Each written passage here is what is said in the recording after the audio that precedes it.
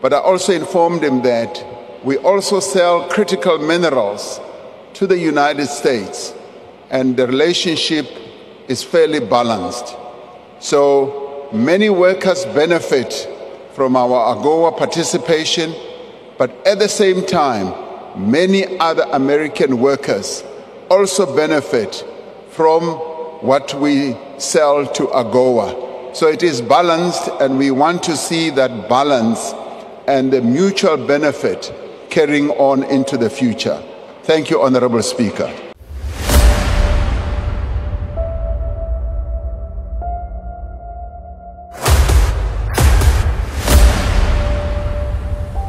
This is the journey to one Africa. Honorable Speaker, honorable members,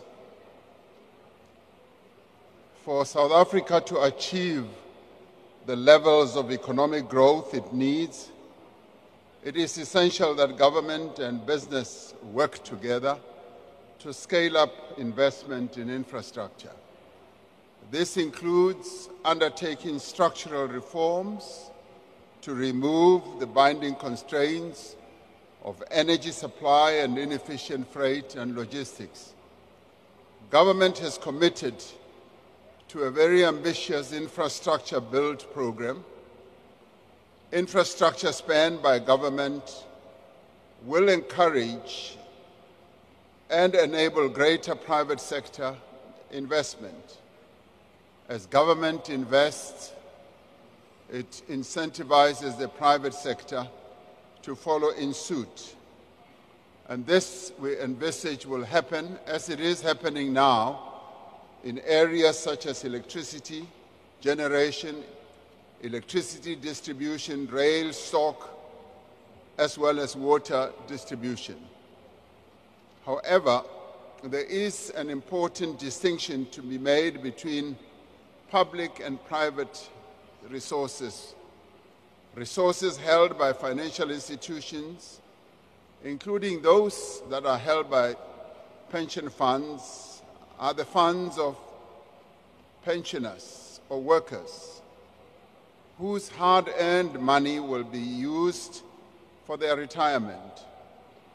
They are not state resources. To facilitate infrastructure investment, government needs to provide those savers with a reasonable return and ensure that these funds are safeguarded. So the investments in whatever infrastructure project needs to be prudent. National Treasury amended Regulation 28 of the Pension Funds Act of 2022 to enable longer-term infrastructure investment by retirement funds is relevant here. The amendments that were introduced have a definition of infrastructure and set an upper limit of 45% for investment by pension funds and infrastructure. To further facilitate investment in infrastructure and economic development, the limit between hedge funds and private equity has also been split. There will now be a separate and higher allocation to private equity assets. It is increased from 10% to 15% to allow for greater investments in infrastructure by these entities. In the medium-term budget policy statement of October 2024, the Minister of Finance announced work that is underway on mechanisms to complement the changes to Regulation 28 that were put in place through the development of specific investment vehicles to simplify and incentivize institutional investors. I do believe that details of these mechanisms will be published and better articulated by the Minister as he presents the budget. Now, all this, Honourable Speaker, is happening to facilitate greater investment in infrastructure and to utilize both public and private financial resources to speed up investment in our infrastructure and to make sure that we do indeed have the financial resources to turn South Africa into a building site. And as it is now happening, it is unfolding. We can see the infrastructure spend increasing on an ongoing basis. And I do believe that it will continue doing so up to the level that is envisaged by our National Development Plan. So we are on a good roll and as far as infrastructure investment is concerned. And we will see more and more of infrastructure spend and built, and we will be able to achieve what we have been articulating in as far as infrastructure is concerned. Thank you, Honorable Speaker. Thank you, President. Honorable Ntuli. Thank you very much, Madam Speaker. Good afternoon to you, honorable members and the President. And thanks, President, for your reply in this regard. But, Mr. President,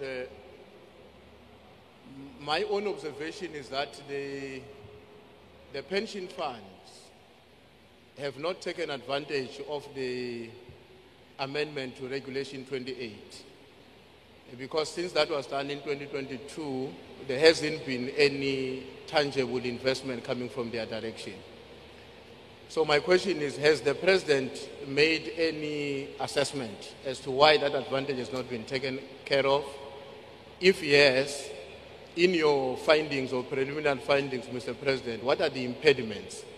And what intervention that, in your own view, may be required to entice the pension funds towards this investment, because we all agree that it is in the interest of the developmental agenda of our country. Thanks, Speaker.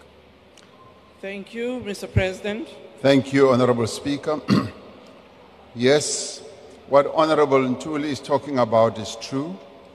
There hasn't been much take-up, and in many ways there are a number of impediments, and one of those is the project preparation process. Because in order for projects to be properly funded, they need to be presented as bankable, as sufficiently processed, as to be the type of projects that will, one, be done within budget, within the time frame that's set out, and be properly presented to their own investment committees.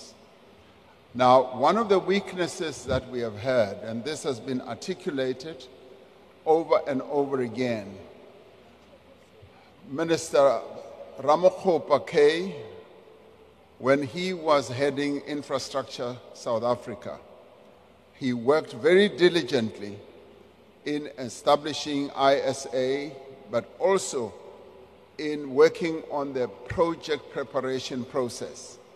And one of the things that was done through Investment South Africa, which continues to be done through the Ministry of Public Works and Infrastructure, is to build capacity both at national as well as provincial level, so that projects can be properly assessed and be prepared for investments.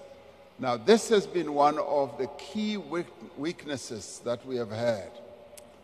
Financial institutions, both pension funds and others, have been saying, bring us projects that are properly assessed, properly prepared, and we will be able to fund.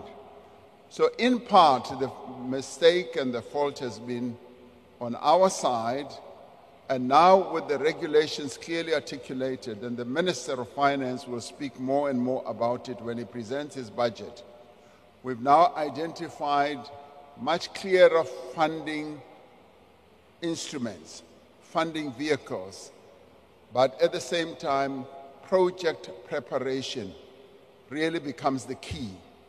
And we are already seeing all of this beginning to happen. And we also want it to happen not only at national level, but at departmental level as well. so that when a department is allocated funds for infrastructure, they should be able to have a team of people in the department that are going to prepare the project and make it fundable, and then take it to Treasury through the facility we have in Treasury, and finally have it funded by the various institutions, be it the Development Bank of South Africa, where we already have a facility there for project preparation. Honorable Ntuli, I do now believe that more and more projects are going to be properly prepared and they will be able to be implemented. Thank you, Honorable Speaker. Thank you. Honorable Alexander.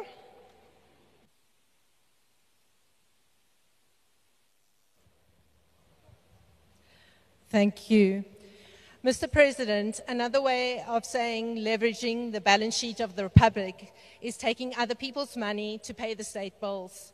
Does the President agree that by taking other people's money to cure past ANC government fickle spending habits, he is yet again showing potential investors a red flag, who would rather invest their money in other places that where government can seize it? What guarantee can you give the people of South Africa that your position won't change? Thank you, Mr. President. Honorable Speaker, I'm afraid that there's a bit of an echo, and I didn't hear the full import of the question, which I'd like to respond to. I don't know how this can be improved, because I had snippets, but I'd like to hear the full question. So Thank that you. I'll ask the honorable member, Alexander, to please repeat your question. Thank you, Mr. President. Another way of saying leveraging the balance sheet of the Republic is by taking other people's money to pay state bills. Does the President agree that by taking other people's money to cure the past ANC government fickle spending habits, he is showing yet another red flag to potential investors, both domestic and foreign, who would rather invest their money in other places where government won't seize it? What guarantees can you give the people of South Africa that this will not happen? Thank you, Honorable President. Thank you, Honorable Speaker. I've now heard, well, I think in the investment world, when you attract people to come and invest, you are essentially using other people's money, but that money has to be used for the purpose for which it was meant. And it can never be that when you entice people to come and invest their money, and they put money, say, in projects which will go to improving your balance sheet, you then utilize the money for other purposes. And this is precisely what we now are going to be following. As we invite investors to come and invest in funding our infrastructure build, the project preparation process will be ensuring that the money that is put for project build will be utilized for that. I would never see any of that money being utilized for other purposes, because once it is invested in a project, it will be project specific, and what the honorable member is saying will not and should not arise. So I'm sorry to disappoint you. The project preparation process will focus on the projects themselves, and money will be utilized for that purpose. Thank you, Honorable Speaker. Thank you, Mr. President. Honorable Thring.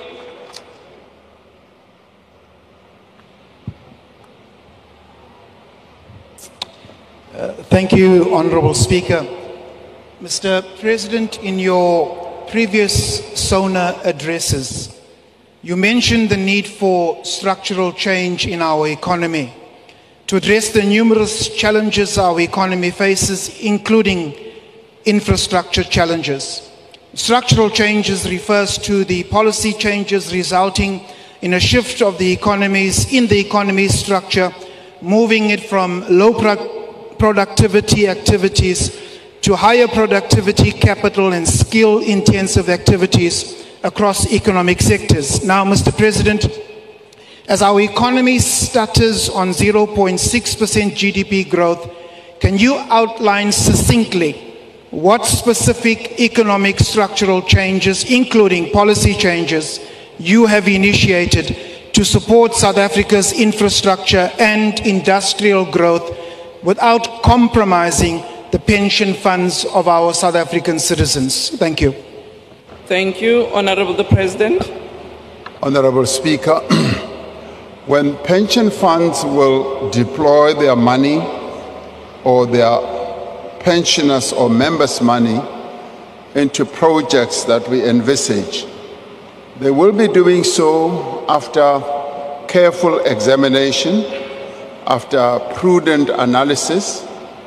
So I'm confident that through their investment committees, they will be able to invest in our infrastructure, knowing that their members' monies will not be lost as they invest in our build-up for infrastructure. Now, what we have been saying is our economy does need restructuring. And one of the ways in which we've been pursuing is to introduce structural reforms.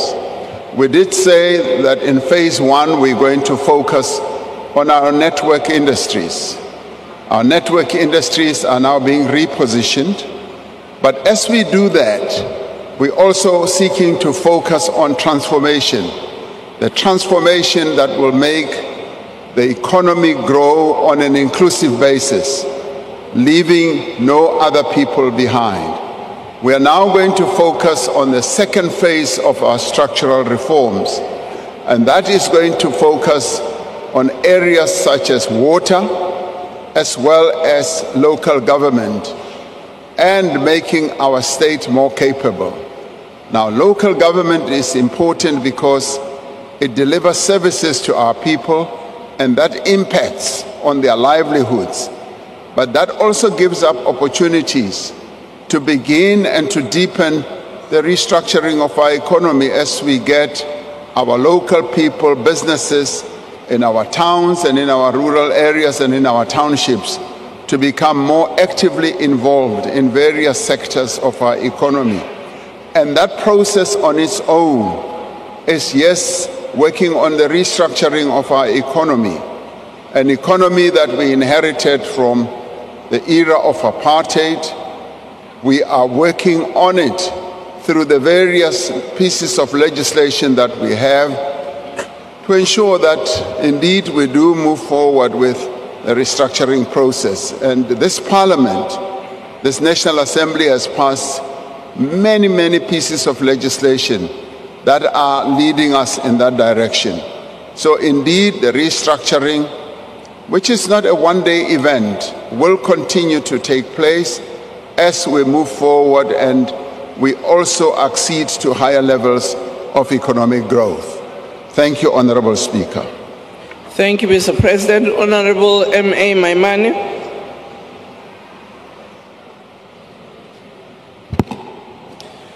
Honorable Speaker, Mr. President, the National Development Plan proposes that our infrastructure spend ought to be 30% of GDP. As we sit at the moment, we're sitting at 14%, and the public sector is less than that. Mr. President, you went to Johannesburg recently, which, as you speak about the PRC, some of the fund holders live in Johannesburg. I agree with you, Johannesburg is a mess. People can't get electricity, there's load reduction, there's water problems. So, Mr. President, I ask you, if we are going to invest in infrastructure and show people that we want to see 5% GDP growth, is it not time that we place Johannesburg under administration? Or will we wait until it's too late and the people's money has been wasted. Thank you very much. Thank you, Honorable the President. Thank you, Honorable Speaker. Yes, I did go to Johannesburg, and in our various interactions with a number of key role players in Johannesburg, we were able to find a way in which Johannesburg can be turned around. And we have seen that in action in another metro, in eThekwini. eThekwini was also one of those metros that was just going downhill. And we were able to interact with various stakeholders, they being business, labor, civil society, local government, provincial government, and national government. And if you like, all those 5 key stakeholders were able to get together, fold their arms, and identify a number of areas in which they can work. We established work streams that had a representation of all these role players, and they worked through the various issues from water to crime to through a number of other issues. And today, eThekwini, of course, with good leadership, is beginning to turn around, and we're already beginning to see great dividends. For me, it was a joy to have a meeting with all stakeholders last year and saw how the business community, the unions, and civil society were all clamoring to get on the podium to outline their plans of recovery for eThekwini. I expect the same to obtain in Johannesburg already, a meeting with the banks, because Johannesburg is still the capital city of money. The banks themselves are very keen to work with our metro government there to revamp and to revive the city, but more importantly, to make sure that service delivery is delivered in the way that our citizens or our residents in Johannesburg expect. So short of calling for administration, which can also be a very long legislative process, there is now a new energy that has been injected to all stakeholders, be it academics, be it young people. They all came together when I was there, and they committed themselves to working to turn Johannesburg around. And I do believe that Johannesburg will be turned around as all key stakeholders get together and work on specific areas of turnaround, and Johannesburg should be able to return to its former glory. Thank you, Honorable Speaker. Thank you, President. We now move to question number 2. Question number 2 has been asked by Honorable Jimmy Khalakis. The question is about the measures the government has put in place to maintain a positive relationship with the United States of America towards growing the economy and creating jobs. Honorable President. Thank you, Honorable Speaker, honorable members. The United States of America remains a strategic as well as a historic partner to our country. South Africa maintains its active engagement with the United States through political, diplomatic, and economic channels. Soon after the establishment of the Government of National Unity last year, the Minister of International Relations and Cooperation, as well as the Minister and Deputy Minister of Trade, Industry and Competition, they all undertook official visits to Washington, D.C. for engagement with the administration. They also engaged with members of Congress, business people, as well as academia and think tanks in the United States. Now, following the election of President Trump in November last year, I had a telephone call with him as president-elect to congratulate him on his election and to reaffirm our own commitment as South Africa to strengthening relations between our two countries. Ambassador Ibrahim Rasool has recently been posted to Washington, D.C. for his second stint as our country's envoy to the United States. Ambassador Rasool is on the ground and briefs me almost every other day. He's on the ground with his team, engaging various stakeholders to underscore the importance of deepening economic, political, and cultural relations between these two historic partners, the United States and South Africa. We have taken note of an executive order on recent statements by the current United States administration about South Africa and aspects of our domestic and foreign policy. We have expressed concern about the mischaracterization of the situation in our country and certain of our laws and our foreign policy positions. We will continue to engage the United States of America and other stakeholders to correct this mischaracterization and to ensure that we restore ties between our two countries. A lot of work is underway through various channels to ensure that the relationship is restored.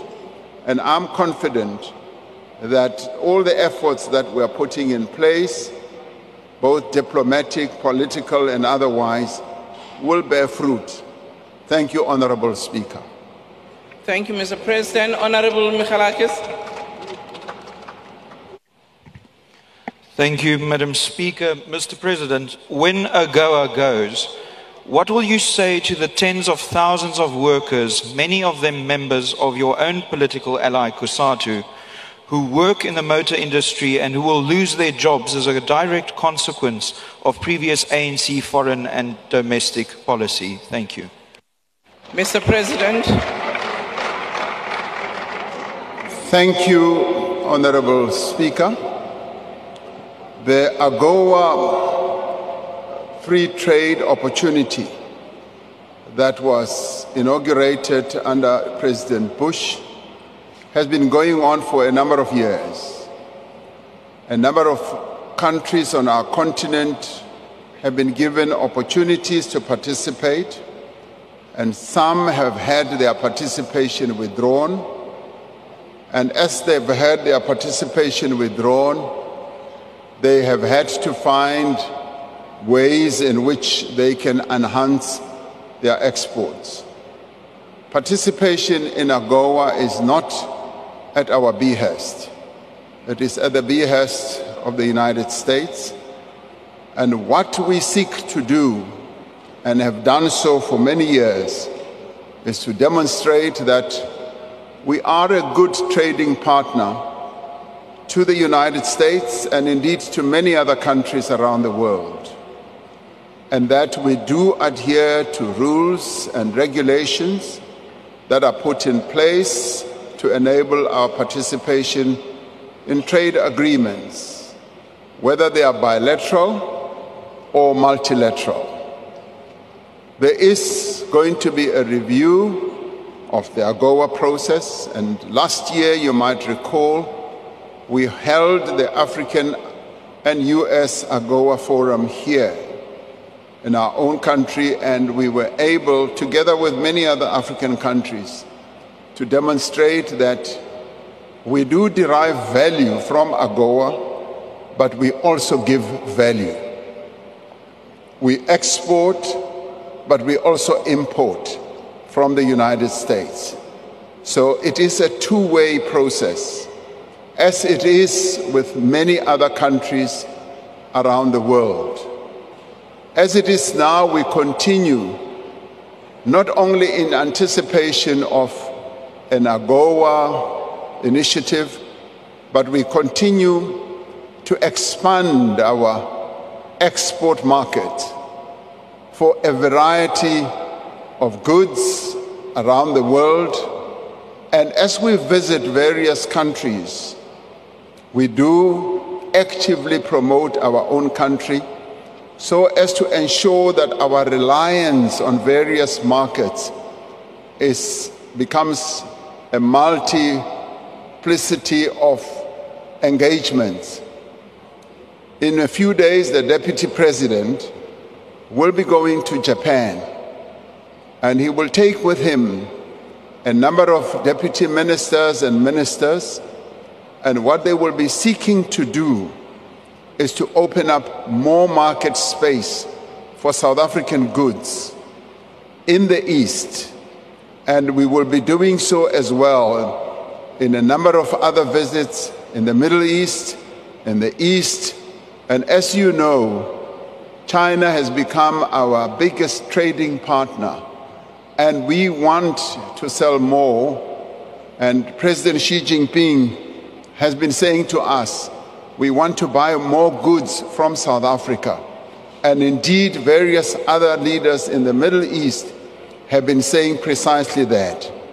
But we want to continue trading with the United States because we sell minerals, we sell vehicles, we sell agricultural products to them.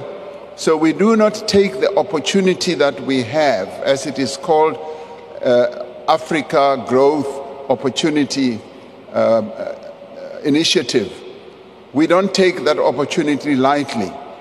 But at the same time, we want to also demonstrate that, yes, we have value to add. As you may want to know, when I spoke to President Trump, when he was president-elect, congratulating him, I informed him that we value participating in AGOA, but I also informed him that we also sell critical minerals to the United States, and the relationship is fairly balanced. So many workers benefit from our AGOA participation, but at the same time, many other American workers also benefit from what we sell to AGOA. So it is balanced, and we want to see that balance and the mutual benefit carrying on into the future. Thank you, Honorable Speaker. Thank you, President. Honorable Mukutu. Thank you very much, Speaker. Mr. President, there are fly-by-nights such as AfriForum and Solidarity, who without any political mandate, but they are narrow interest groups who want to hijack our foreign policy by propagating misinformation to hamstring South Africa from advancing transformation policies. Mr. President, what is your view on AfriForum's and Solidarity misinformation crusade in the USA? And do you think their actions are treasonous? Thank you. Honorable President. Thank you, Honorable Speaker.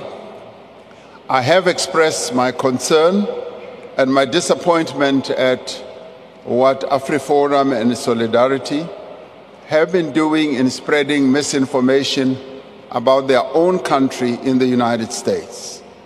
And I regard that as being non-patriotic, because when you are a patriot of a country, the best you do is to resolve the problems or issues you have in country rather than begin to damage the sovereignty of your country by running off to other countries and expecting them to take action against your own country. Because in part, through what they have done, they have instigated the action that is now being taken against the people of South Africa. And the fact whether that is treasonous or not is a matter that obviously our law enforcement agencies need to look at. The National Prosecuting Agency needs to look at that. But I take a dim view, in fact, a very negative view of what has ensued as they run around the world bad-mouthing their own country and putting their country into disrepute, not by things that are happening, but by misinformation, and that also leads to dividing our own nation, because what they are seeking to do is to spread racist statements about their own country, when we are involved in building a nation out of the throes of a very divided situation that we suffered under. So I am hugely disappointed and take a dim view of what AfriForum and Solidarity have done. Thank you, President. The next question will be asked by Honorable Douglas. Thank you, Honorable Speaker. Many American corporations operating in South Africa dominate key economic sectors such as mining, finance, and technology, often benefiting foreign shareholders more than local workers. Furthermore, South Africa is vulnerable to US dollar fluctuations, with over 70% of our trade conducted in US dollars. Rising US interest rates have worsened our debt burden and trade deficit, while South African businesses remain exposed to currency and political volatility. What has your government done to commit to expanding local currency trade with BRICS and African partners to reduce our dependency on the United States of America and strengthen our economic resilience and the rand? Thank you. Honorable President. Thank you, Honorable Chairperson. We continue to strengthen our own economic resilience, and we do so in a variety of ways, by spreading our involvement with many other countries, our membership of BRICS, and indeed our participation in the G20, and also when we keep being invited to the G7, and our membership of the G77 and the non-aligned movement, means that as a country we seek to participate in various forums to advance the interests of South Africa and to make our own economy resilient. And that is why our foreign policy is about advancing our own national interests, first and foremost, and also ensuring that South Africa becomes more and more of a resilient country. The issue of currency has been flighted in the BRICS discussions. That is underway, and of course, the US dollar and other European currencies continue to be currencies that are utilized in trade and what have you.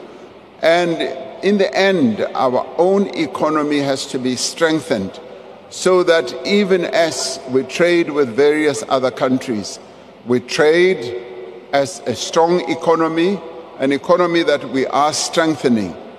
In a few days, or a day or so, 2 days, we're going to be having a summit with the European Union. The European Union and South Africa regularly have their own summits. This is now our turn to host them here in South Africa. And in that summit, we are also going to discuss issues of economic growth and trade and how we continue relating to each other at a political level. And through those engagements, what we seek to do is to advance our own country's interests. And what we also seek to do is to be seen as a partner of equal value, a sovereign country, a country that is proud of what it stands for in the world. And for us to have the whole of Europe coming to South Africa to engage with us is something that we need to recognize and to value. And this will be a forerunner to us hosting the G20 in November this year, where we will be bringing more countries to South Africa to interface with us and the rest of our continent on the interests that we seek to promote. Thank you, Honorable Speaker. Thank you, Honorable President. Honorable Throlip. Honorable Speaker, Some members in this parliament, including ANC ministers, believe that we can exist in splendid isolation from the United States. The fact that our country cannot break through the 1% economic growth rate, whereas sub-Saharan countries are growing at 4.2% and other developing countries are growing at 3.6%, I assume that you recognize this when you said at your SONA that you'd be dispatching forthwith envoy delegations to the USA and the rest of the world. Not only have you been beaten to this by self-appointed envoys, and your Deputy Secretary General this weekend said that there's no need yet to send envoys to the USA. Mongameli, uthepa uzimisele ukuba singohlukana neAmelika singazamanga ukuxoxa nabo malunga isikhohlakalo sabo malunga ilizwe lethu. Thank you, Honorable President. Honorable Speaker, yes, indeed. I did say that we will be sending envoys and delegations not only to the United States but to various parts of our continent as well as the world. That is still our intention. And when it comes, for instance, to Europe, we will be having Europe coming here. So right now there's no need for us to send envoys to Europe. They will be here. The President of the European Union and the President of the European Commission and others of their leaders will be here. And we are going to have good exchanges on a variety of issues that we would have wanted to exchange with them. When it comes to our continent, we continue to engage with our sister countries through the African Union and through the joint sessions of the economic communities on our continent, and we will continue through the various envoys that we have to engage. When it comes, for instance, to other countries like China and others, we've had the opportunity to also engage with them during the G20 occasions or summits that involve foreign ministers and finance ministers. So our engagements continue, and our Minister of International Relations and Cooperation continues together with his deputy ministers to travel around the world. When it comes, say, for instance, to the United States, no, we have not been beaten to it. We've been in very good preparation.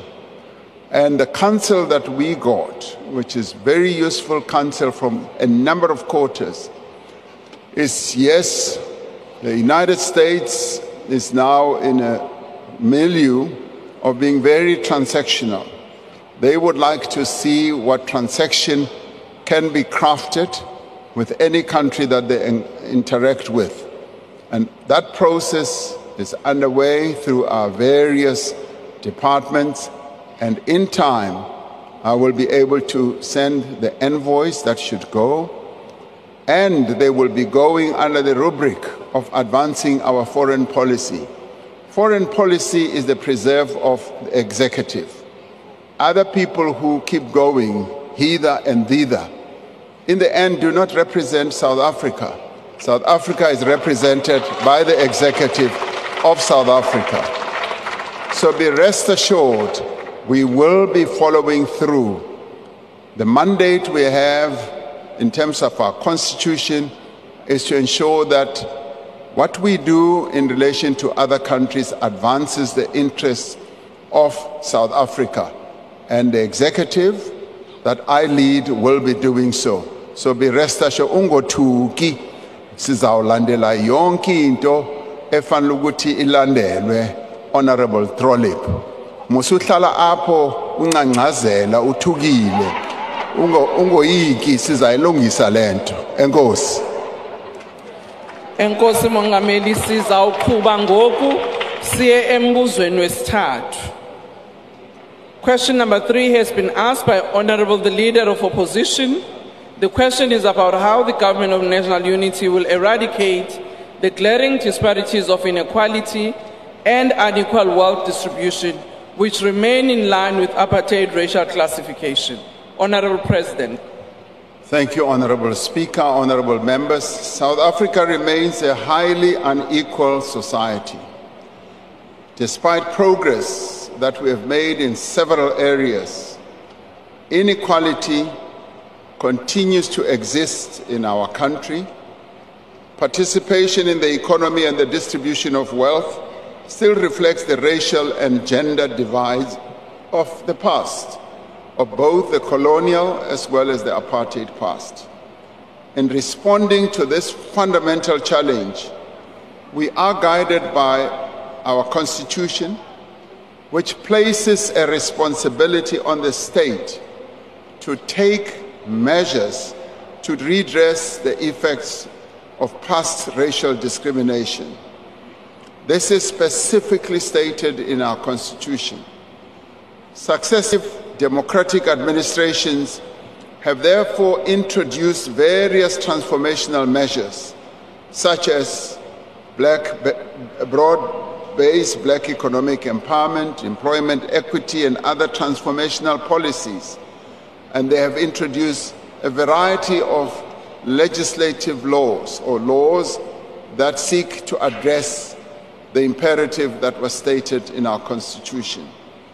To assess progress in this regard, the Broad-Based Black Economic Empowerment Commission undertakes annual assessments, and based on the assessments they make, it has established that, yes, black ownership in our economy is steadily improving.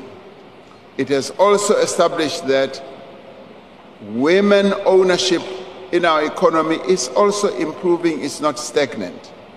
The Commission has found that since 2017, there has been a cumulative increase of assets acquired by black people through a variety of transactions, and they have been rising on a continuous basis. As outlined in the State of the Nation address last month, our focus is on empowering those people who were deliberately excluded by law, by convention, by practice, from playing a key role in the economy of their own country. This includes black people, in the broader definition of black. It also includes women and persons of disabilities. We are therefore also setting aside transformational instruments, such as funding, that will, over the next 5 years, be able to assist black people to get into various areas of economic activity, such as small business enterprises.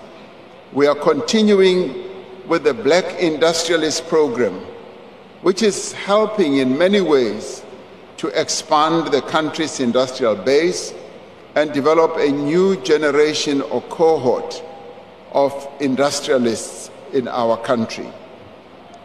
Having regard to the fact that many industrialists of the past were also aided and abetted by the apartheid regime, and it behoves on us as the administration under democracy to give whatever assistance that we can. We are working with industry players through various master plans that we've put together and other initiatives to increase black ownership in key sectors of the economy. But we're also creating opportunities, ensuring that black people do now have greater opportunity to play or to be active in the economy of the country, something which was previously only reserved for white South Africans.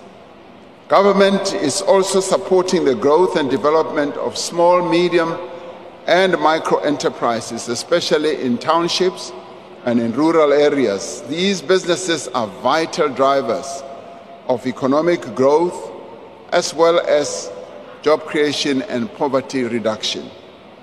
The work underway to reduce inequality is not limited to these direct interventions in the economy.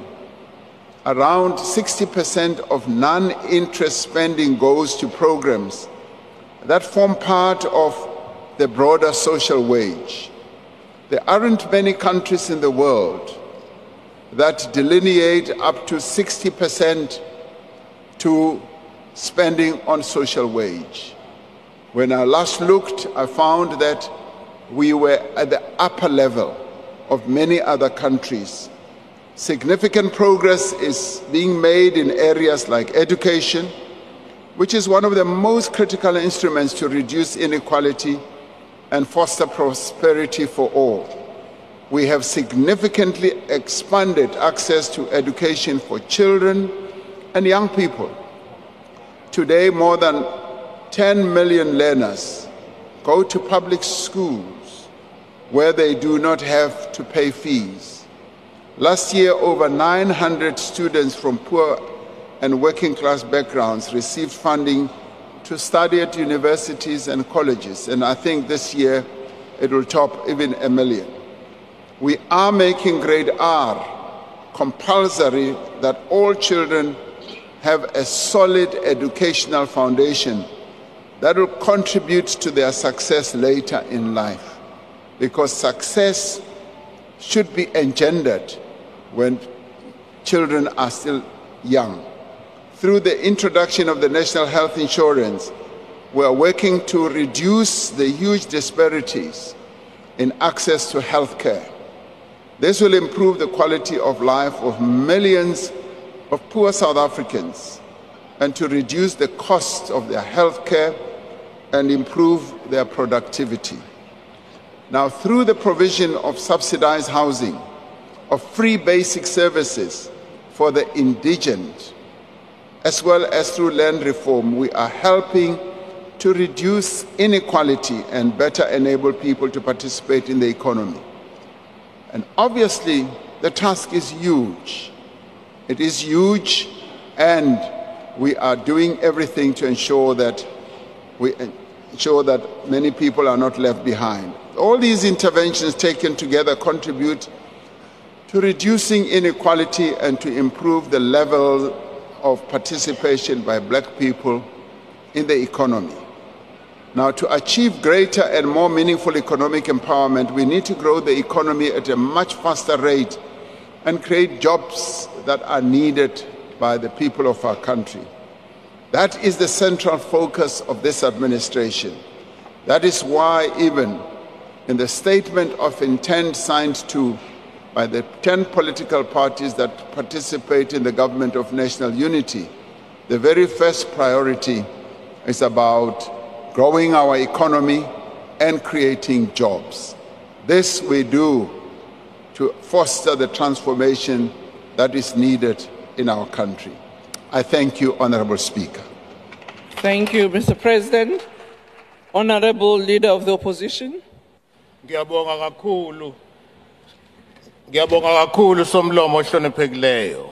Umbuzo olandelayo ngizocela ukubuza ngesiZulu.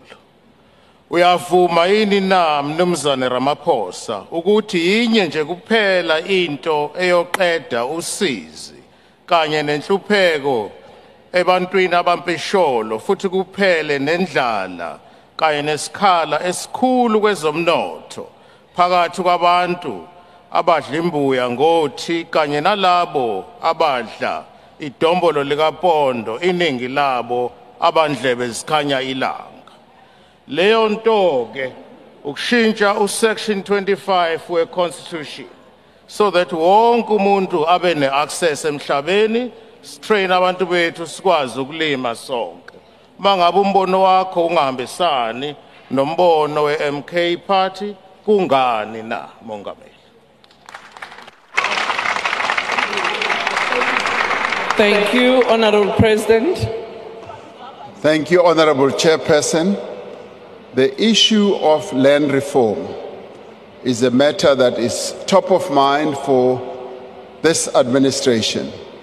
And through a variety of programs, through a variety of initiatives, we are fostering this objective.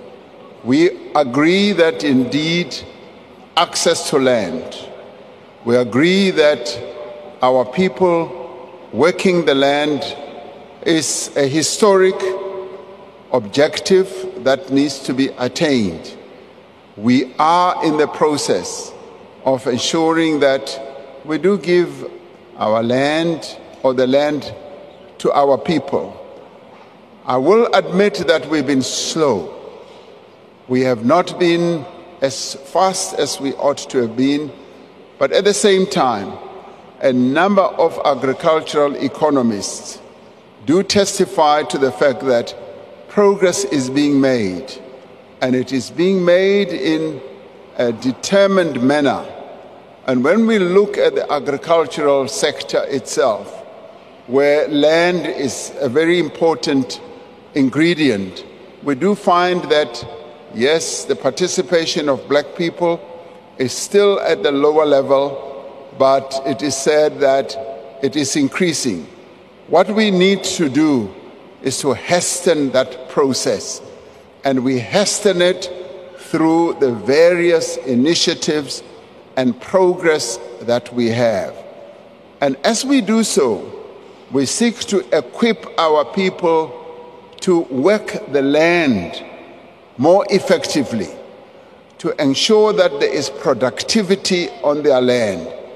And those who are already participating, we find that they are already getting involved in our various value chains, agro-processing, and a number of them are already participating in the export opportunity. And it's been a joy for me to find that some of them are in citrus exports, they are in various parts of agricultural products exports. And when we look at categories of, say, agricultural products, we do find that black people are acceding to appreciable levels, but we still need to increase that exponentially. Section 25 of the Constitution does give us opportunities. We have now enacted a piece of legislation, Expropriation Act, that is also going to give greater muscle, greater ability for us to address the land question in South Africa. So a multiplicity of initiatives are underway, and I am confident that, yes, we will finally be able to achieve the objective that our people have struggled for over the years. Thank you, Honorable Speaker. Siyabonga Mongameli. Sichibiyelo sombuzo wesibili sizothathwa ilunga elihloniphekile uKJ Maimel. Thank you, Honorable Speaker. Honorable President, acknowledging the continued government commitment to economic transformation, particularly through the introduction of the Transformation Fund, what measures will this administration consider to ensure that the financial sector implements fair and transparent capital financing practices to support small and medium enterprises, black-owned businesses, and historically disadvantaged individuals, and to foster economic inclusion, especially given that research has indicated that the private sector, particularly financial institutions such as banks, may be engaging in preferential treatment in funding applications, disproportionately benefiting certain groups while disadvantaging others. Thank you, Honorable Speaker. The Honorable President. Thank you, Honorable Speaker. As one talks to a number of black business people, one continues to hear the recurrent challenge that they face, access to finance. And they always say that they find it very difficult with our financial institutions to get access to finance on favorable terms. And they often go to state financial institutions like the IDC, like a number of other institutions that we have set up, and are able to get finance. One of the reasons why we decided that we will come with a transformation fund is precisely to address the challenge that a number of small medium enterprises face. And through the Department of Small Business, we are fostering the access to finance, but also other measures to assist small and medium enterprises. So through this fund, we hope and intend to make finance accessible, but other assistance measures as well, so that we can enable black people, particularly women, to be active participants in the economy. And this is what this fund, working together with other financial institutions, aims to do. And through this, we will hope to attract more funding also from the private sector to see the value of supporting small and medium enterprises, as they should be playing a key role in the growth of our economy, and they should be creating up to 60% of the jobs that we have in our economy, as they often do in many other countries. So there is a clear intention to utilize such a fund effectively to support small and medium enterprises, and particularly women-owned and led businesses. Thank you, Honourable Speaker. Thank you, Mr. President. The third supplementary question will be asked by the Honourable Boshoff. Thank you, Honourable Deputy Speaker and Honourable President. With the transfer of power in 1994, there was pressure for creating a political equality through a federal dispensation which could facilitate the creation of economic equality. However, the actual settlement was for a unitary state where overwhelmingly political power was vested in one segment of the population and the overwhelming economic power remained in another segment. Affirmative and empowerment policies should have created economic balance. To date, it has not. While some were empowered repeatedly, should we not revisit a federal solution in which some economic power might be traded for some political power? The Honourable President. The issue of a federal political dispensation was addressed extensively ahead of the dawn of democracy in our country. And in the end, it was found that a unitary state would be more of the best way to move forward. South Africa, having emerged from a very terrible balkanization that had been created by the apartheid regime, where they sought to divide our people, to divide the country into small little states that had no chance of future to succeed. The unitary state idea or notion was found to be the best, where we would be able to create a nation that is united, that we would be able to create a country that would work together to advance the interests of all. And it's interesting that you should talk about the divide that still exists between those who have economic power and those who don't. Political power is spread. We are one of the most admired nations when it comes to the spread of political power, because we are a democracy in which various political parties participate, both at national, provincial, and at local level.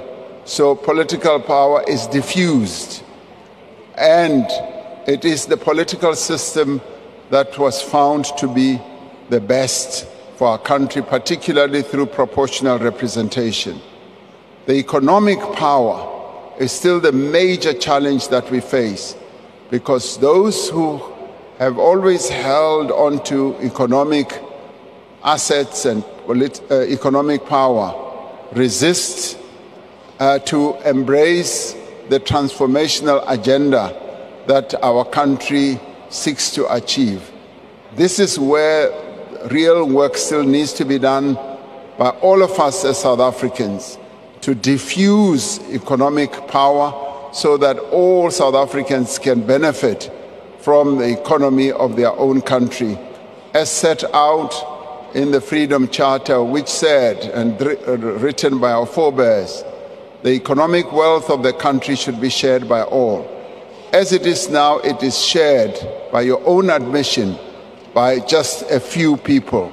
We want economic power to be shared by all South Africans without exception. Thank you, Honourable Speaker. The last supplementary question will be asked by the Honourable Mashlatsi.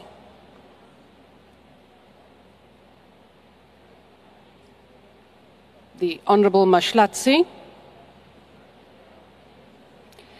It does seem that the Honourable Member is not in the chamber, and we will therefore proceed, Mr. President. Question number 4 has been asked by the Honourable Chabane. The question is about the current status of the process of the unconditional ceasefire and cessation of hostilities in the Democratic Republic of the Congo. The Honourable President. Thank you, Honourable Deputy Speaker.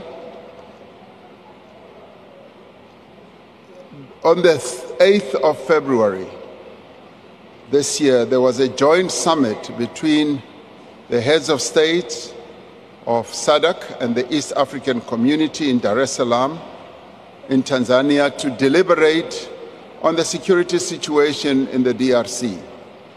In that meeting, the joint summit directed the EAC and SADC Chiefs of Defense Force to meet and provide technical direction on, amongst other things, the immediate and unconditional ceasefire, as well as the cessation of hostilities, as well as the reopening of the Goma airport. An extraordinary summit of SADC heads of state and government of the Organ Troika met on the 6th of March to receive updates on the security situation in the East DRC. The SADC organ, as well as the defense chiefs responsible for promoting security in SADC, decided that we should continue with the process of ensuring that there is a ceasefire. Now, South Africa attended the summit as one of the troop contributing countries. Now, this Troika, having deliberated on the report of the Defense Subcommittee, felt that we should make recommendations that will be put forward to the summit of the SADC heads of states to be convened soon this week. South Africa remains committed to working with fellow SADC countries to contribute to an inclusive as well as a negotiated settlement on the conflict in the DRC. In working together with the other countries, particularly through SADC, we are assured that the decisions that are taken and the initiatives that are taken to ensure that there is peace and there is a durable ceasefire in the DRC will enhance the proper cessation of hostilities. That will lead in the end, yes, to the withdrawal of the various troops that are from troop contributing countries, as peace will be installed in that part of the DRC. So at the next Heads of State meeting, we will be deliberating on the next steps that need to be taken in this regard. Thank you, Honourable Deputy Speaker. Thank you, Honourable President. I have been informed that the Honourable Mashlaule will take charge of the first question on behalf of the Honourable Chabane in accordance with Rule 137 sub 10A. I now recognise the Honourable Mashlaule. Thank you very much, Deputy Speaker.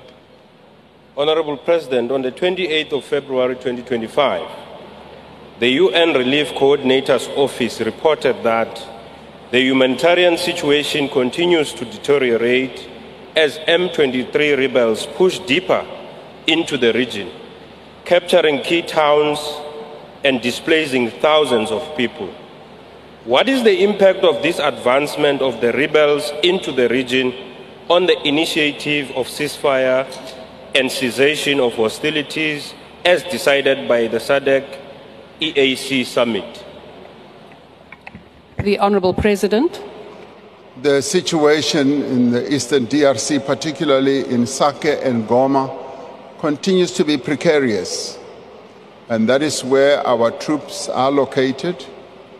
And the situation is quite tenuous, but at the same time, the cessation of hostilities is holding.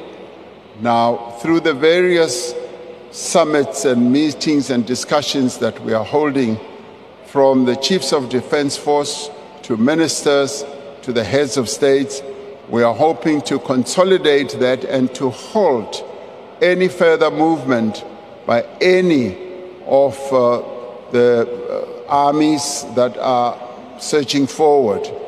So right now, when there will be a meeting of SADC and thereafter followed up by a joint meeting of EAC and SADC, we are hoping that we will be able to have a more durable ceasefire that will lead to a permanent cessation of hostilities. The good thing is that meetings are now underway and further meetings are being planned that will also involve the heads of states through the facilitation of those either former heads of states that have been identified or current heads of states. Those meetings are now going on and they will go on, and they will have a positive bearing on what now needs to happen in the DRC going forward. We are bent on ensuring that peace is installed in the eastern DRC so that the displacement of people should also cease and the deaths of people should cease, and in the end our troops should come back home. Thank you, Honourable Deputy Speaker. The second supplementary question will be asked by the Honourable Hutton.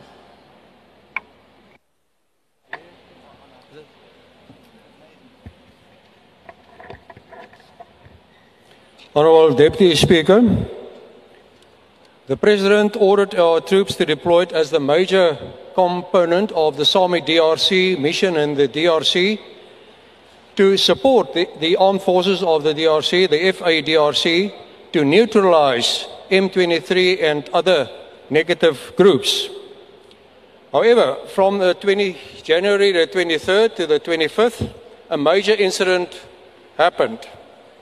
Our troops, after fierce fighting, were neutralized by M23 and are encircled by M23 and without any logistical support whatsoever.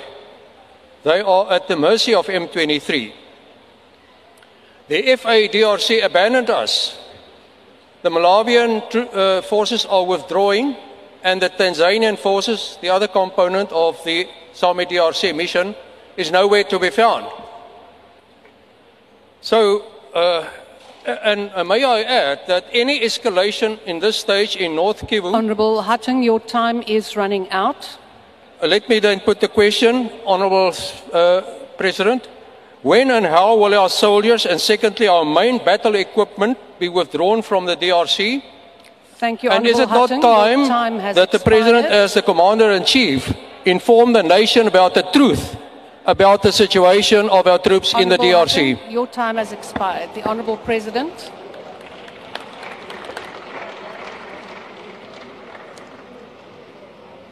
From what I think I heard, as Honourable Hatting had run out of his time, yes, information has been presented by our Minister of Defence on the situation of our troops.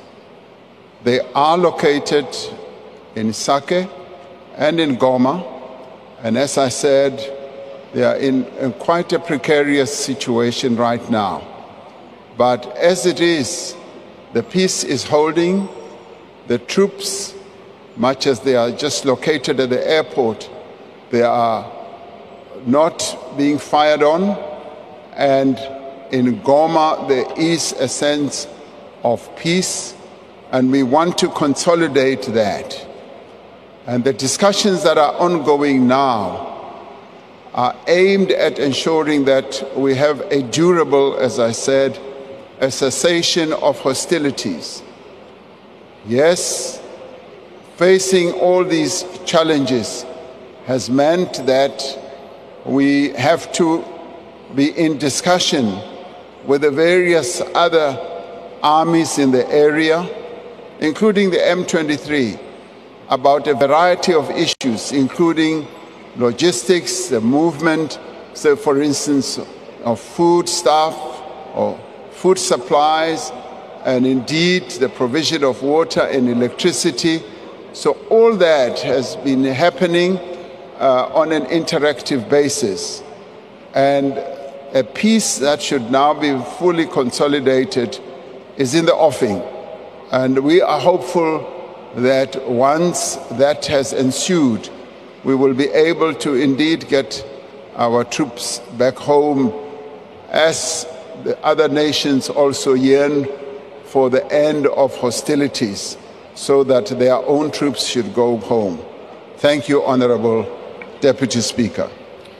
The third supplementary, Honourable Manyi. Honourable President, you may take your seat, please. There is a point of order. Honourable Manyi. Yeah, thank you, Deputy Speaker. Deputy Speaker, the point of order, or rather clarification, is on you. Whether will you give the other members the same dispensation of speaking past their time? Because the questioner had gone past his time and you were graceful to him. Will you be graceful to everyone? Thank you. Yes, Honourable Manyi, I will try to be graceful when it is necessary and required. Honourable President, we will proceed. The third supplementary question will be asked by the Honourable Matiase. Thank you so much, Deputy Speaker. Mr. President, the tragic resolution which gives chiefs and generals of the defense the authority to provide direction in the conflict in the Eastern DRC is an abdication of responsibility and surrendering political and diplomatic responsibilities of SADC heads of states to an unelected military officials. How is this resolution advancing the AU Agenda 2063, which commits to the silencing of guns and ending all wars, conflict, and prevent genocide by 2030? Mr. President, how do you intend to handle and deal with a belligerent, intransigent President Kagame, who openly challenged you to go into a battlefield, and we seem not to be willing to go there, and yet you are still keeping our soldiers, sons and daughters in the battlefield? We want answers to these questions, Mr. President. The Honourable President.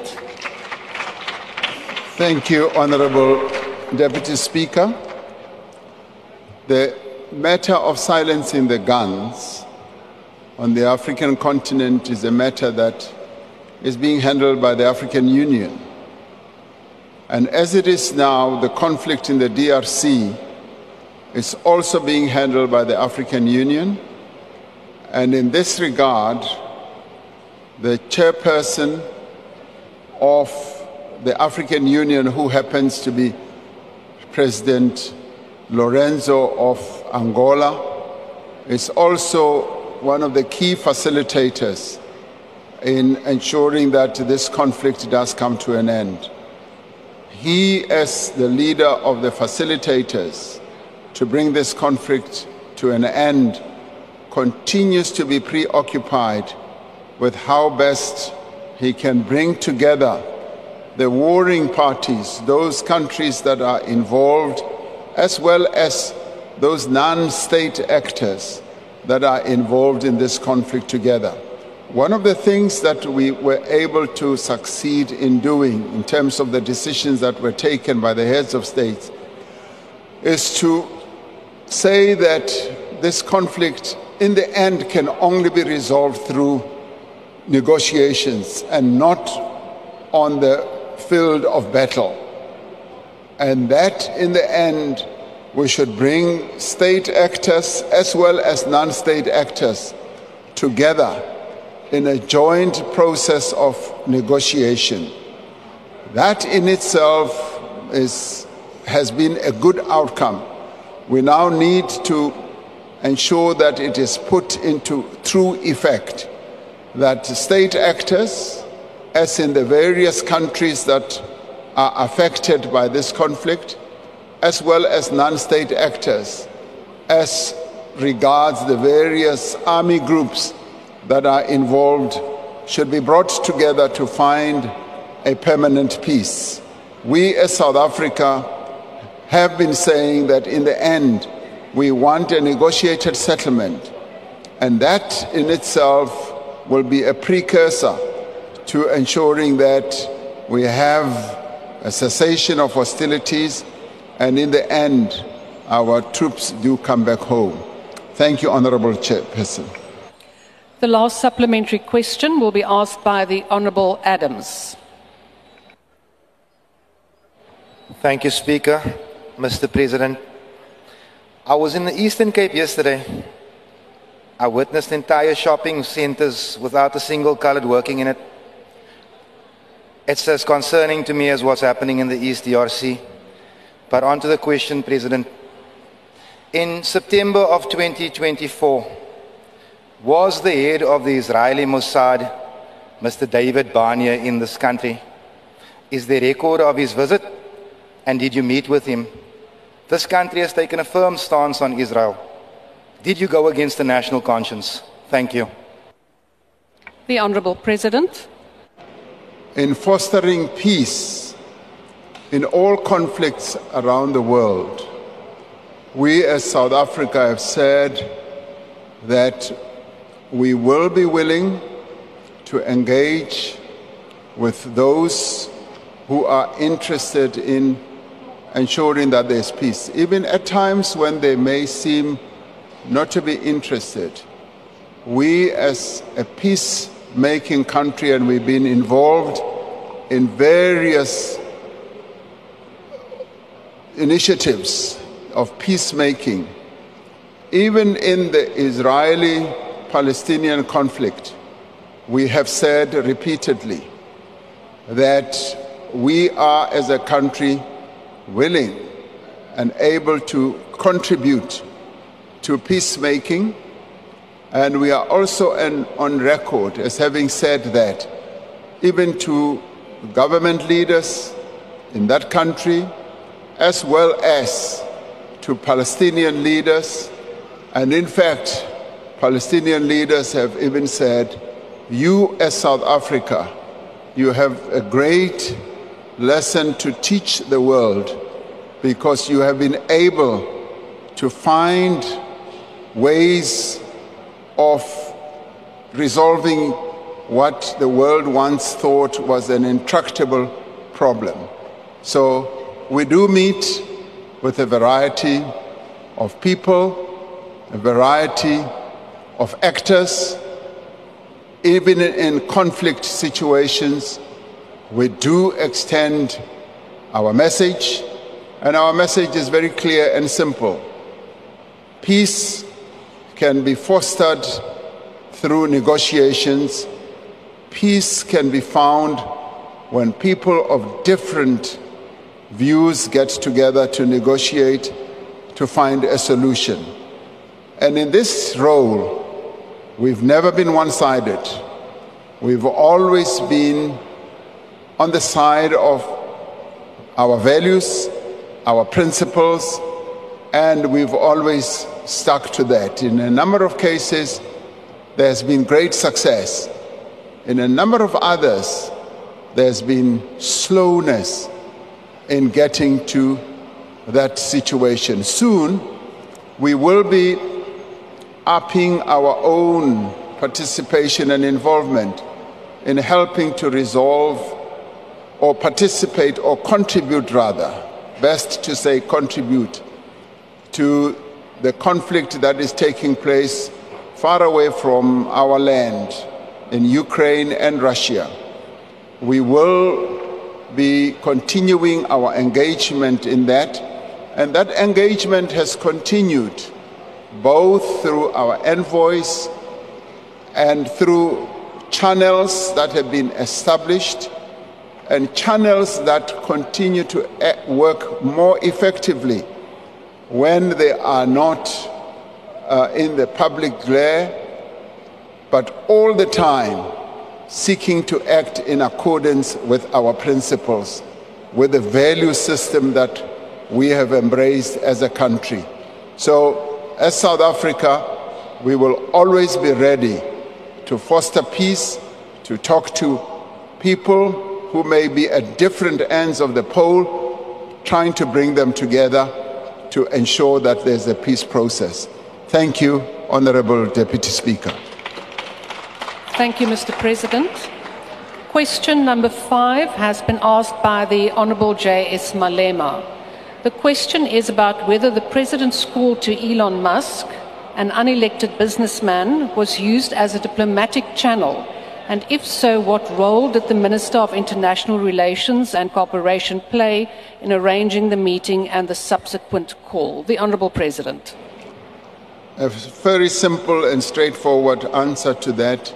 Yes, I have spoken to Mr. Elon Musk.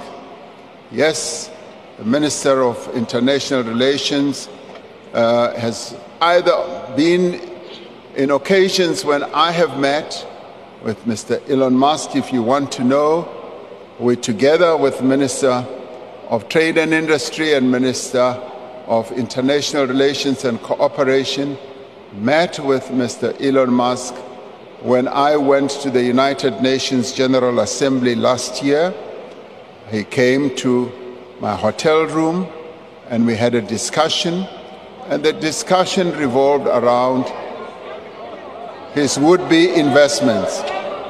So did I speak to him? Yes, recently the answer is yes.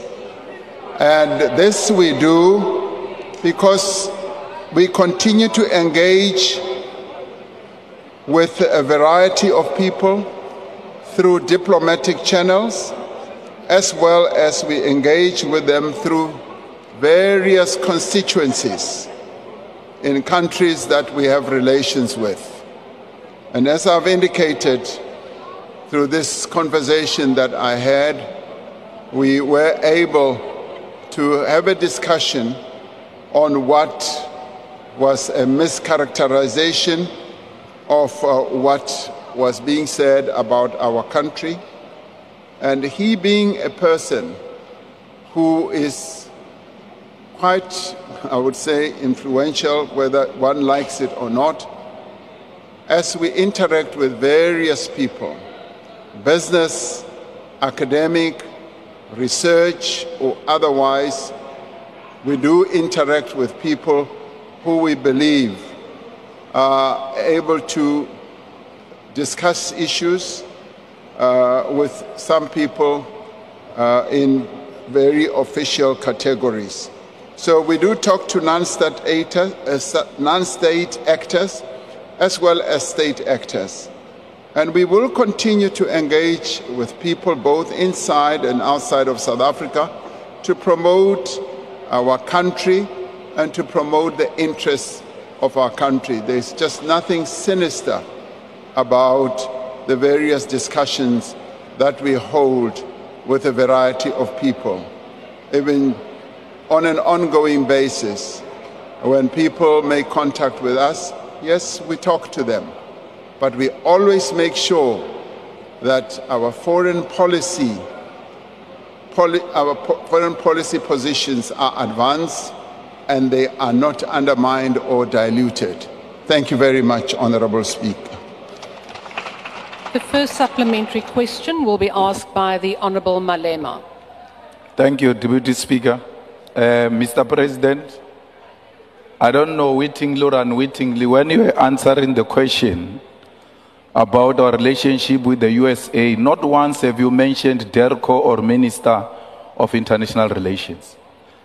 And this is as a result of you having met Elon Musk during the UN General Assembly and knowing very well the views of Elon Musk about South Africa, racist, white supremacist views about South Africa, which led to you meeting him because you thought you were going to clarify those issues.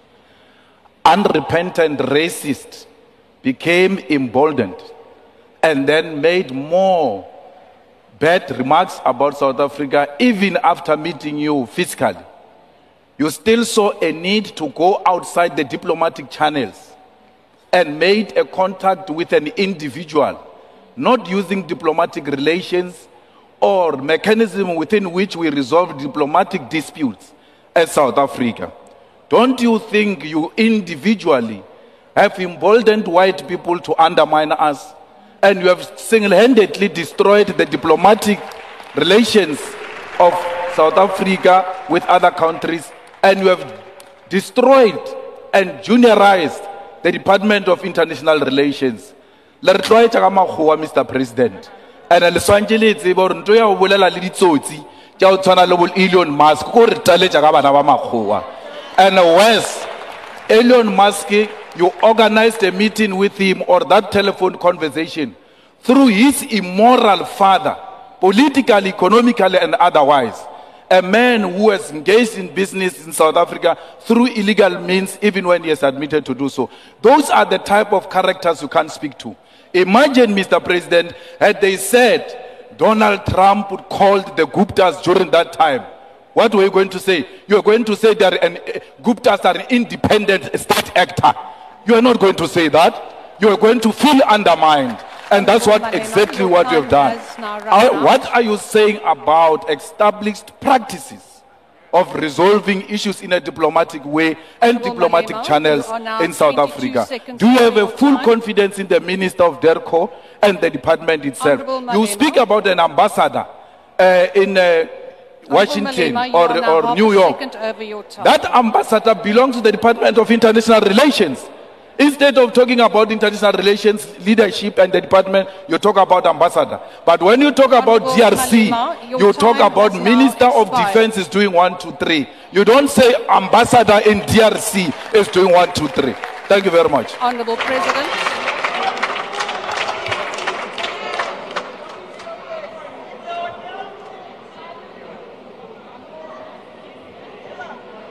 Honorable President. Please proceed. Yes, please. I was waiting for you to give me the cue, Deputy Speaker, after that tirade. Now, Honorable Malema, ke kgopela ntho e le nngwe fela. O ska leka go lwantsha president le minister wa gagwe.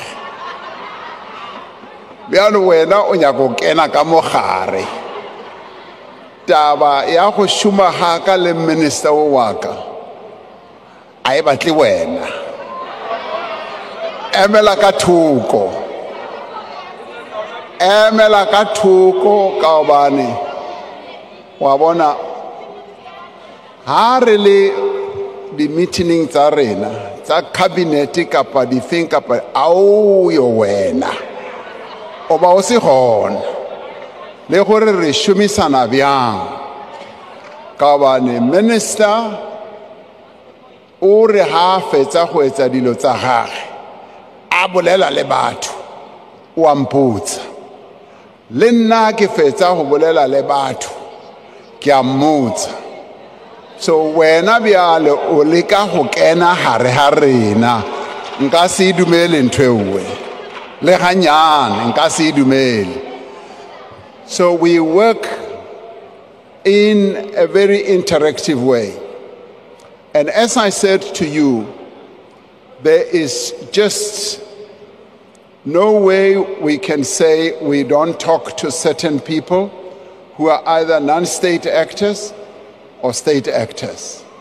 The discipline that I have always followed, if you care to know, is to always keep my colleagues informed, and they always keep me informed. Be they ministers or deputy ministers, we always know when we do certain things that have to do with the Republic of South Africa.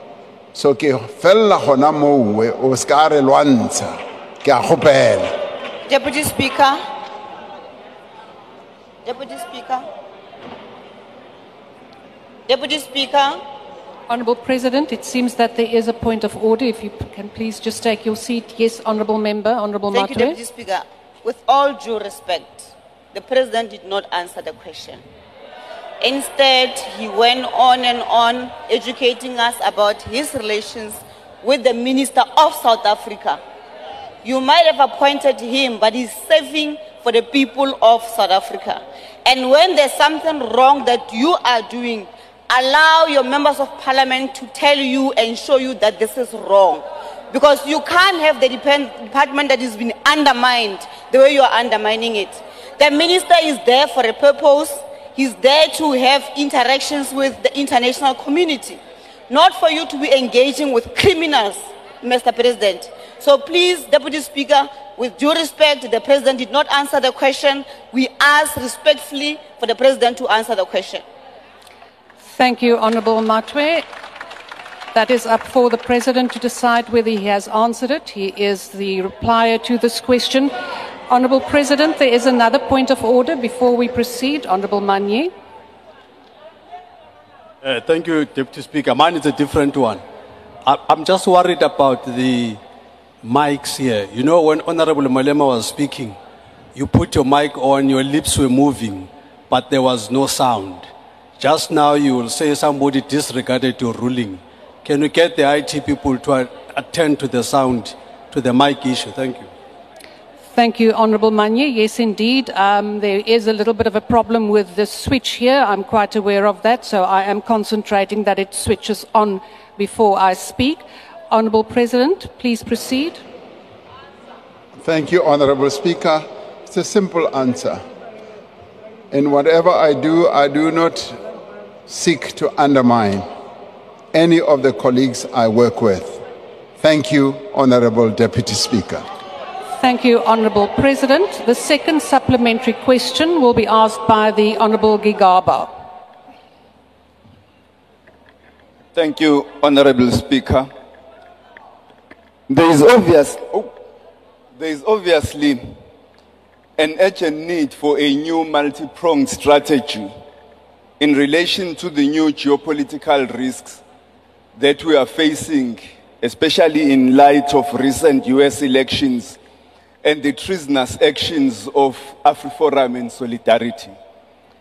Mr. President, can you provide light to the nation as to measures government is taking to ensure that we harness national consensus, patriotism, and solidarity and responsibility, including that of people of South African origin living abroad, to persuade them to contribute positively towards projecting South Africa positively globally, advance our national interests, and combat anti-South Africa and anti-transformation propaganda?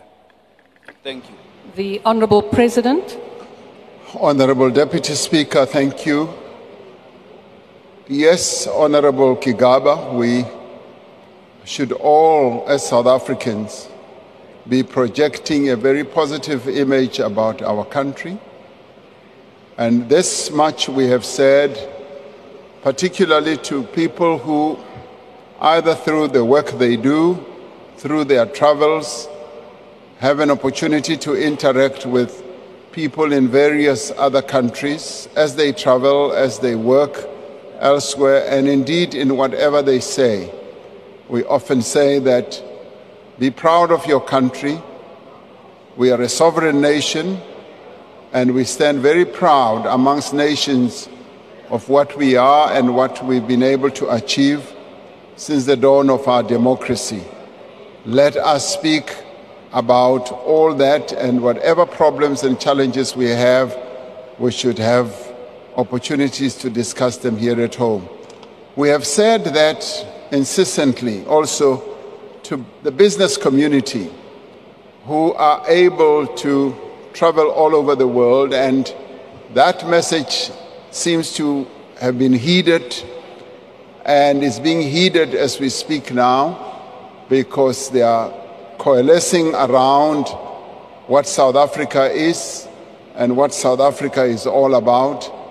And we have not heard much of negative talk from them about their own country. And indeed, in our engagements with people, South Africans who are in the diaspora, we also seek to foster that type of message. When I've traveled to various countries, particularly in the US, we do take time to meet South Africans who are in the diaspora, who often say that we want to continue engaging with the leadership of the country so that we can hear exactly what progress is being made, so that we can beam it much louder where we are. So this is a mission that all of us should take up. Wherever we have time to interact with various people, let us be projecting that type of messaging to the world, to those that we interact with.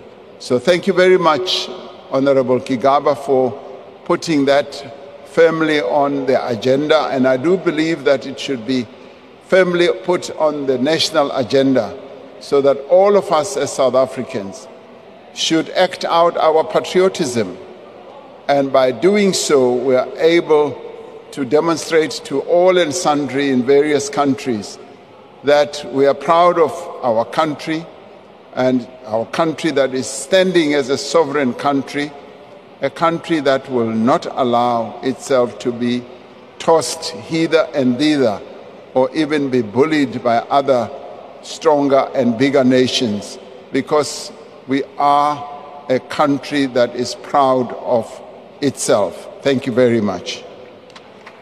The third supplementary question will be asked by the Honourable Sali. Thank you, Honourable Deputy Chair.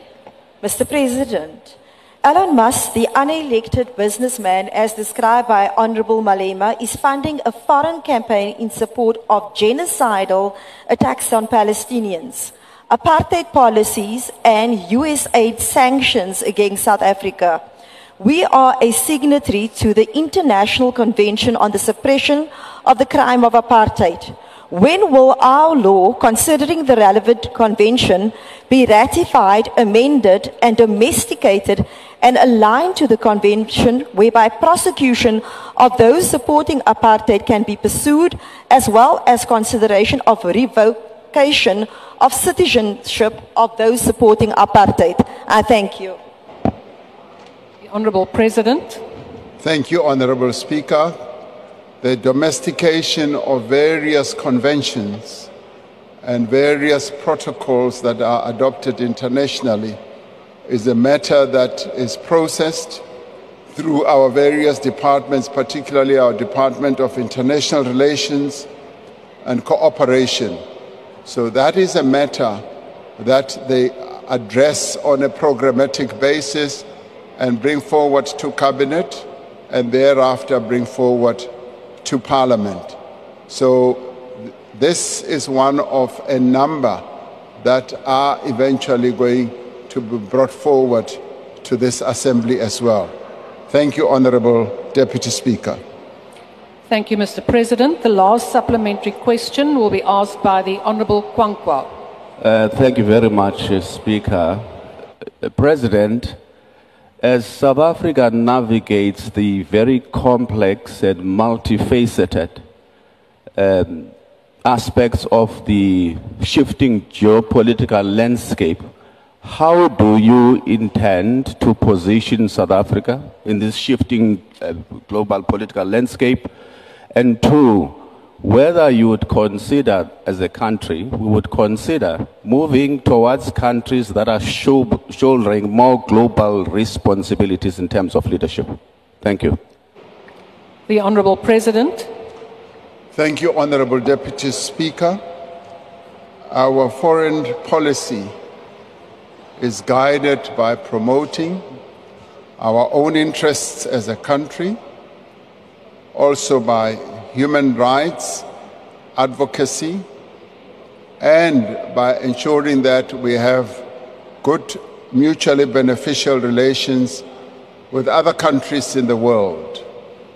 And to this end, we will work with those countries and those institutions that seek to assist us or help us to achieve our objectives.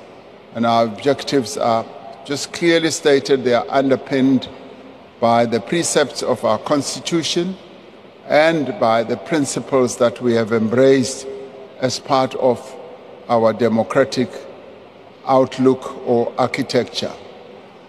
And as we do this, we will seek to work with those who will advance those interests, and our approach will generally be a non-aligned approach. We are non-aligned, and that enables us to be able to interact with various countries in the world. We as a country see ourselves as a friend to all other countries in the world on a non-aligned basis, and that is why we belong to the non-aligned movement, and that is why we have chosen to belong to institutions or forums like BRICS. BRICS, that is a collection of countries, particularly in the global south, that seek to advance and promote each other's developmental goals or objectives. And in the United Nations, joining many, many other countries in the world, we stand proud as a nation amongst other nations, recognizing other nations and being respected by others, and we are able to advance our own national interests as we also respect other countries' national interests. So that is the trajectory that we have chosen for ourselves, and in many ways we are respected around the world, and we are always identified as a country that can contribute to the advancement of a number of priorities that face the world. When it comes to climate change, we've also been identified as a leading nation that has embraced the vagaries of climate change. When it comes to human rights, exactly the same. When it comes to the development issues, either developing infrastructure and developing the interests of vulnerable people, women and children, even on our continent, we are recognized as playing a key role. So in many ways, we are the go-to country, and we wear that badge with humility. We wear that badge with pride as well, knowing that we have a contribution to make. And the other important thing is South Africans who fly our country's flag in various institutions in the world, whether appointed or elected, do so with dignity, with humility, right from the United Nations through to our own continent, and all of them advancing the interests of South Africa and putting South Africa on the map and ensuring that the name of our country is well positioned. So we do this at the international level, acting to ensure that our foreign policy is in line with the dictates of our Constitution. And we are very proud to be where we are internationally.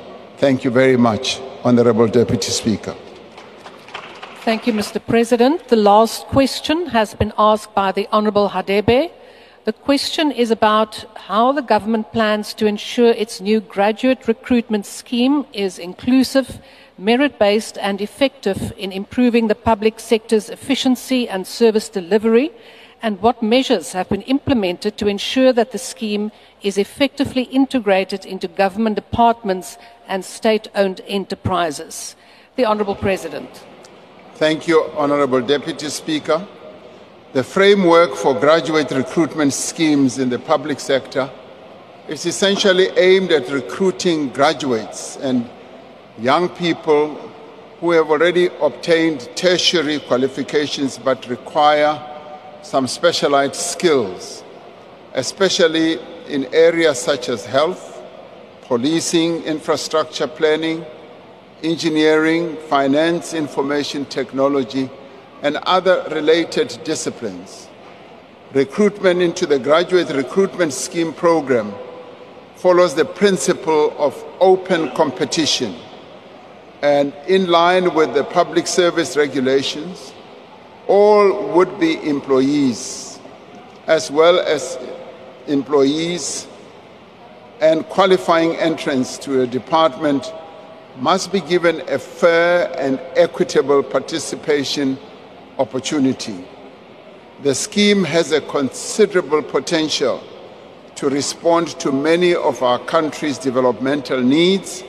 These include the reduction of unemployment, particularly amongst young people, as well as among designated groups, including women and persons with disabilities. It also has the potential to make a contribution to the eradication of poverty, reduction of inequality, and improved service delivery as well.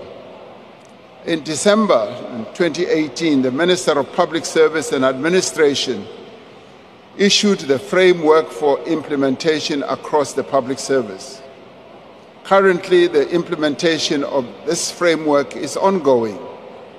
Departments are required to submit their implementation reports on this basis, and deliberate programs to recruit the best graduates into the public service are an essential part of our strategic priority to build a capable state.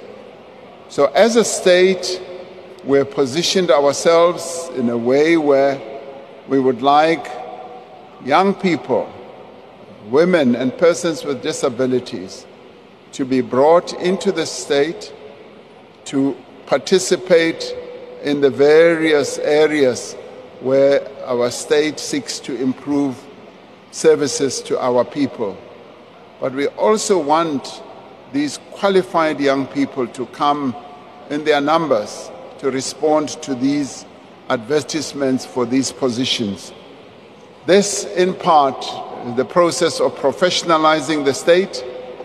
It is also, in part, to build the capacity of the state to ensure that we've got the very best of South Africans who are going to provide services to the people of South Africa. And when we do have the very best, who will have been chosen through a very fair, equitable, and open process, we will be able to increase the capability of our state. As you well know, one of our stated priorities is to build a capable and developmental state. In order for us to do so, we do need people who are well-versed in the various disciplines that can come into the state and perform the work that needs to be performed in the interests of South Africans. Thank you, Honourable Deputy Speaker. The first supplementary question will be asked by the Honourable Hadebe. Thank you, Madam Speaker. Mr. President, the IFP supports and appreciates the initiative of the Graduate Recruitment Scheme, as we have always pushed for unemployed graduates to be absorbed into government employments. Considering this, Honourable President, how will the government ensure that the placement of graduates under the Graduate Recruitment Scheme is sustained beyond initial phase, ensuring long-term career growth and contribution to the public sector? Thank you. The Honourable President. Clearly, having brought these young people, the graduates, into the state, we do hope that they will be able to display their own capability and knowledge and to demonstrate how well versed they are in the disciplines that they will have been recruited into, and that they will be able to demonstrate that they can serve our people very well. I speak about this out of great encouragement and hope, particularly in relation to what we saw during COVID. During COVID, we brought some 800,000 young people into our various schools as teacher assistants, and many of them had come either out of university or colleges, and they came at a time of peril in our country, and I applaud them because they showed a great deal of bravery to go in, work in our schools, which at the time many people were, petrified about, particularly as we opened schools at the height of COVID. And just that mere opening of schools has served us so well, because our young people have continued to move ahead on their educational journey. But the defining thing that happened during that period is how many of these young people got into our schools and started demonstrating their capabilities as teacher assistants. Many of them were brought in just for menial jobs, such as helping with either masks distribution or either disinfectants, handlers, and ensuring that the children are safe.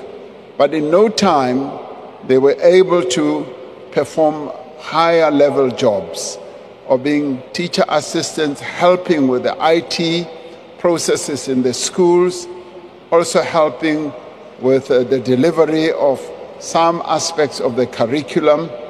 And it showed us, much as they were just there for a year or just, for a slightly extended period, that it is a wise thing to do to bring graduates and young people into the public service. And we got a foretaste of what it can mean when you bring a new cohort, a younger cohort of younger people, of graduated people into the public service, because it rejuvenates the work that we do in government. Many of the school, either principals or teachers, were so pleased that we had initiated this teacher assistant process, and they were very sad, often very sad to see them go, because these were job opportunities, as we didn't have the ongoing finance to support them. So this recruitment process can be made more sustainable as the young people themselves distinguish themselves with their own capability. And as spaces open up and as the older workers retire, we are then able to infill with the younger people who are more qualified in various disciplines. And that is why we've identified these disciplines. Some disciplines that were hitherto not even there in government service, we're now creating them, and the Public Service Department is opening all those opportunities. I see this as the most exciting type of work that we are doing in government at this point in time. Thank you, Honourable Hadeb. The second supplementary question will be asked by the Honourable Maseko. Thank you very much, Deputy Speaker. Mr. President, the graduate recruitment scheme is a promising start, but reality is it needs to fit into wider strategy for transforming our education and innovation system. It means absolutely nothing for young people to graduate without ability to fairly compete for opportunities to put food on the table for themselves and their families. Now, with 80,000 plus graduate certificates that have yet to be issued, some since 2012, how will these graduates be assisted in a fair, transparent manner while promoting diversity and preventing political interference in order for them to benefit from this scheme? The Honourable President. Honourable Deputy Speaker, the mere fact that this program's requirements are opening it up for competition on a fair and transparent basis, in my view, begins to remove the temptation of political intervention or interference, because it needs to be done openly and transparently. Now, the 800,000 or so young people that we brought in was on the basis of precisely this. It was open, and young people presented themselves, and then the best were then selected. I have not heard of any problem about political interference in that. The issue of certificates is a matter that I know is being addressed. It's a matter that has concerned me for the longest time, that why does it take so long after young people have graduated for them to get their certificates? And I'm told that the backlog is now being addressed. It is something that should never really have happened as it is, but it was in the end meant to ensure that the qualifications that people get and the certificates have a sense of integrity as well, but that is being addressed. And of course, we want young people or graduates to be able to get jobs or positions that are sustainable, where they will be able to earn a living and, yes, be able to put food on their families' tables. So that is one of the issues that we continue to balance. And it also has to do with the financial resources that the state has. And in the end, when, for instance, the budget is presented, we should be able to hear precisely the initiatives that we are going to take to ensure that, yes, we open up more opportunities, but those opportunities have to be in accordance with the financial resources that we can muster, because the need is huge, but in the end, our own capabilities are constrained by the lack of massive financial resources. But it is a process that we are addressing and carrying on with a great effect. Thank you, Deputy Speaker. The third supplementary question will be asked by the Honourable Mkitama.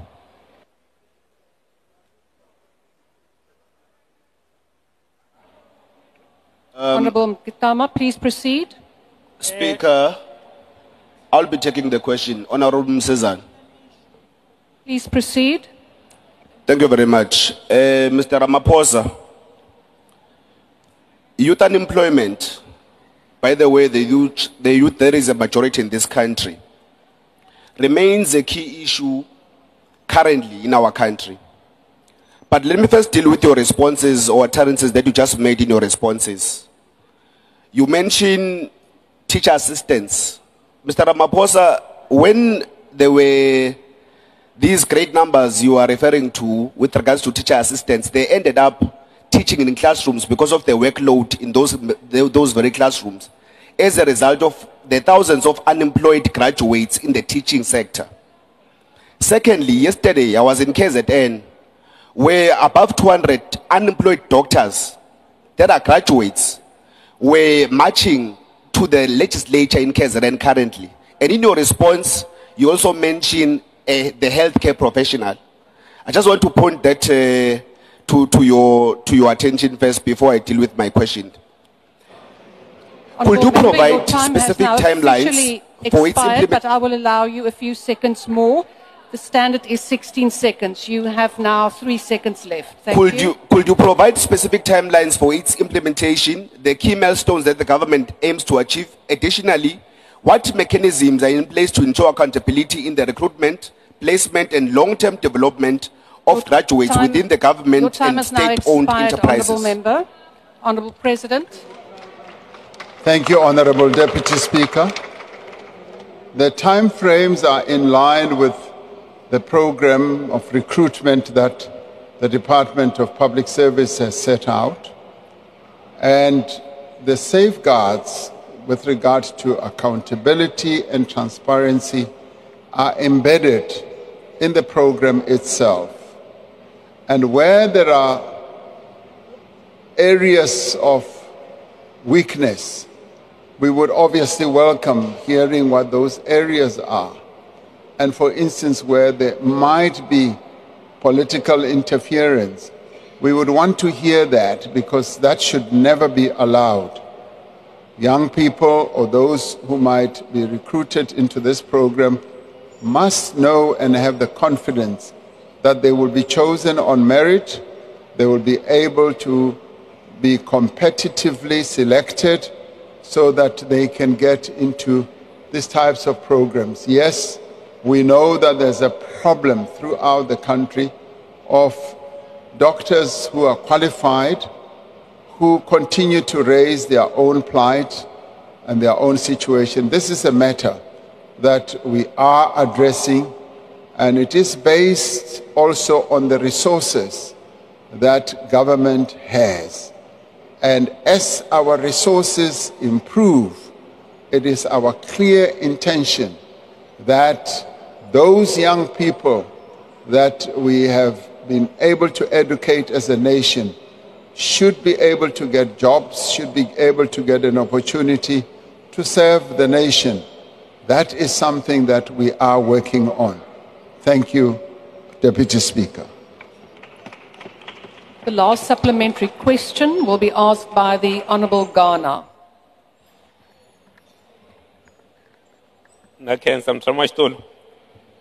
Mr. President, we have two connected problems. On one hand, government is not able to attract the brightest young minds from our tertiary institutions. And on another, we have government that's arbitrarily closing opportunities for those over the age of 35. Since your election, what have you done to make government an employer of choice for the brightest young graduates and opening opportunities for South Africans over the age of 35 to work in the public service? The Honourable President. Thank you, Honourable Deputy Speaker. There are a number of initiatives that we have embarked upon to ensure that as many South Africans who are able to contribute to the work of government do come in. And in this regard, we do lay emphasis on, yes, bringing in young people to various key positions where they can make meaningful contributions in relation to the education or the skills that they have acquired. And that is why I said we are concerned about those who have become qualified in various disciplines and cannot find work.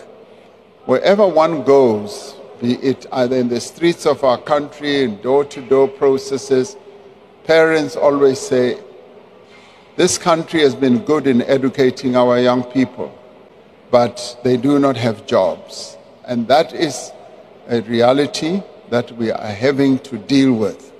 And we therefore are creating a number of opportunities. And this one is one of those. And we will be able to point to many more young people coming into government service as we ensure that this program does spread. And Honourable Speaker is one of those who to me looks very young and has been given this opportunity to be here as well. So we want more of his ilk to come also to Parliament. But at the same time, we cannot forego or neglect the unemployment status of those who are above 35. So therefore, all efforts are being made by government to also open opportunities for those who are above 35, because there can be a tendency to focus on the young, 18 to 34, and ignore those who are 35 and above. And so we also say that we're opening up as many opportunities as possible, even for those who are above 35. So our approach is comprehensive processes of recruitment, and we, through the recruitment of graduates, are not just limiting to the much younger ones, we're also broadening it. And we have found that in the applications that come through, we do have a number of people who are above 35. So it is all encompassing, and we want it to be all beneficial to everyone who seeks to be employed, and also to bring the brightest, the most able to come and serve the people of South Africa. That is our focus, and it is something that we seek to achieve. Thank you, Honorable Deputy Speaker. Thank you very much for this opportunity. Honourable members, that concludes the questions to the President. I thank the Honourable President.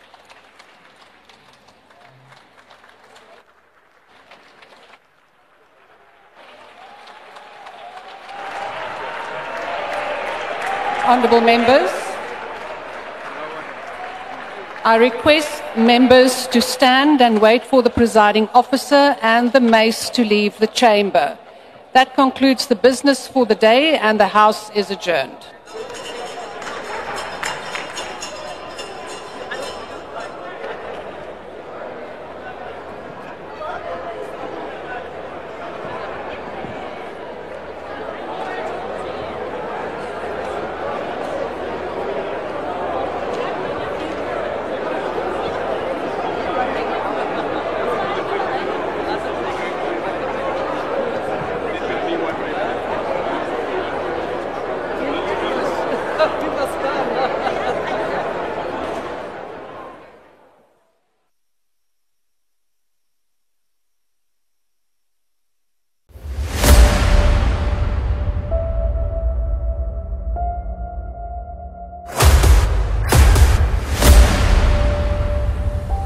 This is the journey to One Africa.